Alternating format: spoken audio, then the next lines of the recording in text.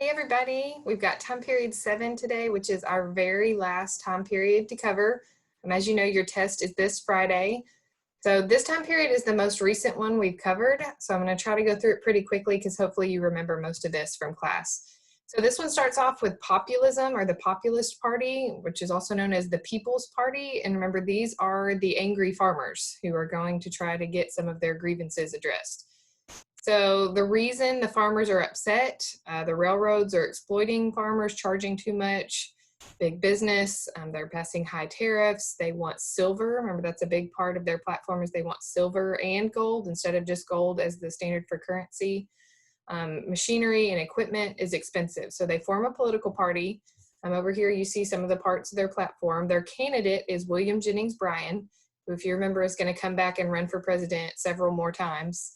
This is where he gives his famous Cross of Gold speech, where he talks about why gold is bad for farmers and working class. Ultimately, the party fails. He loses the election to William McKinley. It's going to end up being absorbed by the Democratic Party, and one of the main reasons they fail is because of racial issues between white farmers and black farmers, especially in the West and in the South. A progressive era, remember, that kind of comes out of that Gilded Age scandal and corruption, these people who want to fix the problems in society. So when you think of this, think of speed dating, the people that you represented, the people that you dated. That will help you remember some of these people and what they fought for. So overall, they're middle class reformers. They're trying to fix these issues in society: child labor, pure food and drug, curb the big trusts from the Gilded Age. Some of the things they call for: direct election of senators, which will become the 17th Amendment, women's suffrage, initiative, referendum, and recall. Remember, these are like the local level ways to make government more accountable to the people. They are successful in getting several things passed: child labor laws, antitrust, pure food and drug. There are 4 amendments during the progressive era that are passed, 16th through 19th. Remember, 16th is income tax. 17th is that direct election of senators where it's by popular vote. 18th is prohibition of alcohol, and 19th is women's suffrage. Finally, in 1920, women get the right to vote.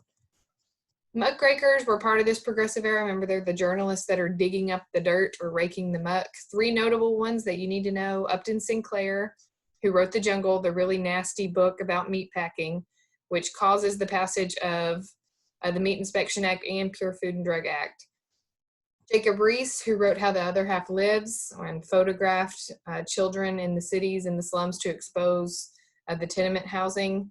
And then Ida Tarbell, who went after Standard Oil. So she went after Rockefeller, exposed a lot of the issues and corruption within his corporation. So those are 3 really notable muckrakers that you might see on the exam. Progressive presidents, when we talk about those, it's Roosevelt, Taft, and Wilson. Teddy Roosevelt had his square deal, 3 C's: conservation, consumer protection, and controlling corporations. Remember, he's the trust buster. He does leave office. Taft becomes president, but remember, he comes back and runs again in 1912 under his new Bull Moose Party. So that's what this cartoon is saying. Republican divided by a bull moose equals a Democratic winner, and that's Wilson, because he and Taft split the vote of the Republican Party. Taft, really, all you need to know about him is he was also a trust buster. He actually busted more corporations than Roosevelt did, and had his dollar diplomacy where he's trying to send money abroad. It's not really all that successful. Wilson had his triple wall of privilege where he wanted to tear down tariffs, banking, and the trusts. And his most notable act, probably the Federal Reserve Act, which you remember created those district banks, regional banks, so that they can distribute currency more easily throughout the country. And we still have that. More reformers: Jane Addams, remember, had a settlement house called Hull House in Chicago that helped immigrants and poorer populations. Carrie Nation, she's the crazy hatchet lady. This is a cartoon of her where she was leader of the Women's Christian Temperance Union. They were against alcohol, so she would walk into bars with her hatchet and bust up all the barrels of ale. Women get the right to vote in Wyoming. That's the first state. 19th Amendment is the vote. Other notable reformers: Dorothea Dix, Ida B. Wells. It shows their jobs that women worked at prior to the progressive era. So you might know some of those. They'd be good to use as outside evidence if you had any questions about women's rights or the Progressive Era or anything like that. Black Americans in the Progressive Era, we've talked a little before about Booker T. Washington, but this is really where the debate between Washington and Du Bois as leaders of the movement are going to heat up. Du Bois helped found the NAACP. Remember, he's the first PhD from Harvard. He pushed for the talented 10th, the best and the brightest, into the best jobs and careers right now, whereas Booker T. Washington was more the gradual, practical skills, agricultural, mechanical skills. That's what he pushed for. There is a film that comes out called Birth of a Nation that glorifies the KKK. This is where we start to see a resurgence of the KKK. Since after the Civil War, they had kind of died down, and we know in the 1920s, they're going to be a very prominent political force with millions of members. And this film kind of helps restart that resurgence. We get into imperialism, which, if you remember, is the US going out and taking over other countries. The reasons for this, one is the closing of the frontier. We talked about that there's no more west, so we have to start looking outward for where to get more land. Another big one is yellow journalism, this exaggerated depiction of news story sensationalism, which, if you remember, is part of the reason for the start of the Spanish-American War. We're building up our Navy. Teddy Roosevelt's in support of that. Europe is doing it, partition of Africa, so competition is another motivation. Social Darwinism, the belief that we have a duty to civilize the rest of the world, and that goes along with that white man's burden. So those are all reasons for American imperialism. So the first example of that is in 1898, we go to war with Spain over Cuba. Boat, the Maine, mysteriously blows up in Havana. The newspapers of Pulitzer and Hearst both blame the Spanish. So the American people demand a war, even though we know now that probably isn't the reason the Maine blew up. But either way, we go to war. After that, the annexation of the Philippines is a big question, whether we're going to keep him or not. That's what this cartoon shows. McKinley, as the world is watching, is he going to throw him over the cliff to Spain or keep him? So that ends up being another war, Filipino insurrection, where we're trying to crush the Filipinos' desire for independence, which is ironic since that's the same reason we went to war with Spain and Cuba, was to free the Cubans, and then we do the exact same thing to the Filipinos. So there's a lot of people that speak out against this, the Anti-Imperialist League. Jane Addams, Andrew Carnegie, William Jennings Bryan, all notable anti-imperialists in the period.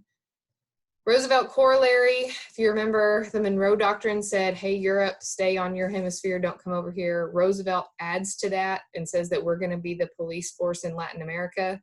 We also extend our influence to China. Secretary of State Hay sends these notes to European nations that we're going to leave trade open with China.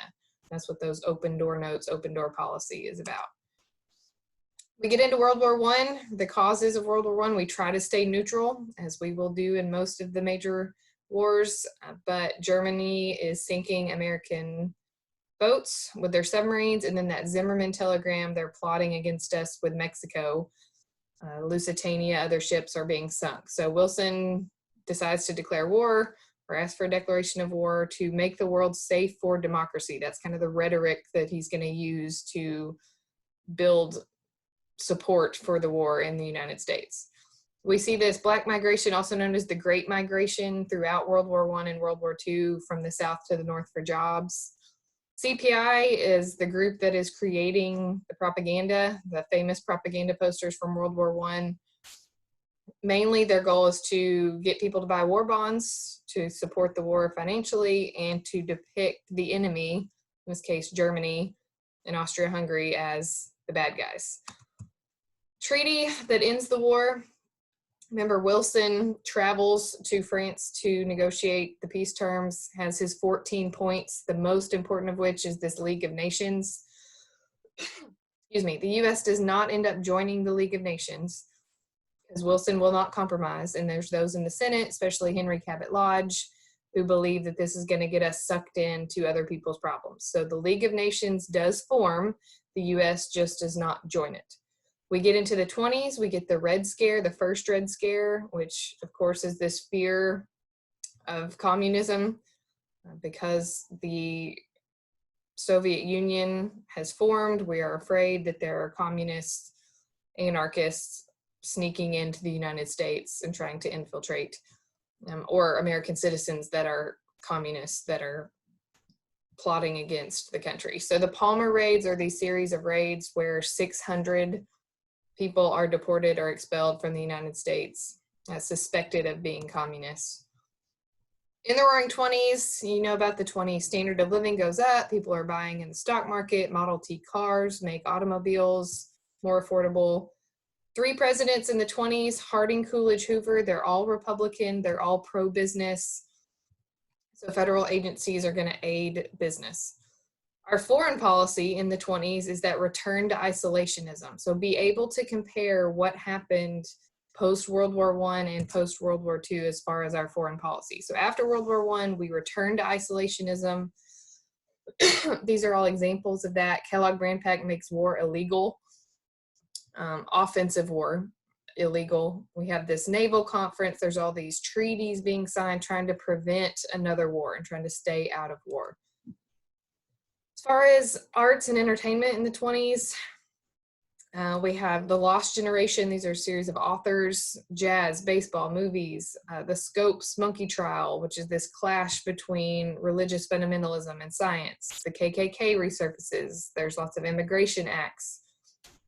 Of course, anti-immigrant sentiment that goes with the Red Scare, that trial of Sacco and Vanzetti that we acted out in my class. That's all an example of that hysteria around the Red Scare. African Americans and women in the 20s, we have the Harlem Renaissance going on, this celebration of African American arts and culture, people like Marcus Garvey, and then we have women's rights activists, Margaret Sanger, the birth control movement, that new woman flapper, all of that. So there's Sacco and Vanzetti. Here's a picture from the Scopes trial where William Jennings Bryan and Clarence Darrow were the attorneys in the famous trial. Then we get to the Great Depression. Sadly, the fun of the 20s has to come to an end. Stock market crashes. Excuse me. Reason for Great Depression: overproduction in the 20s, underconsumption. Farmers are still producing way too much following World War I, and there's no one to buy their goods. And tariffs like the Hawley-Smoot tariff are going to lead to decline in international trade. So we have the New Deal. Hoover doesn't do a whole lot. He has the Reconstruction Finance Corporation. Remember the bonus army or World War I veterans who come to DC because they want their bonus and they don't get it. Turns into like a war zone, and that's really bad for Hoover.